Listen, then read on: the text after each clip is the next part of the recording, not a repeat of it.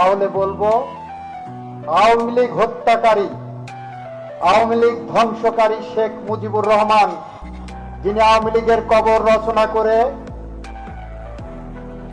পাকশাল কায়েম করেছিলেন, সেই শেখ মুজিবুর রহমান কর্তৃক বাংলাদেশে যে কালো আইন প্রতিষ্ঠা করেছিলেন 1974 সালের বিশেষ ক্ষমতা আইন, সেই কালো আইনের 19 ধারায় আওয়ামী লীগ নিষিদ্ধ করার জন্য উপাদান বিদ্যমান আছে। এটা হলো আইনি ব্যাখ্যা। সরকার কি করবেন সেটা সরকার সিদ্ধান্ত নেবেন।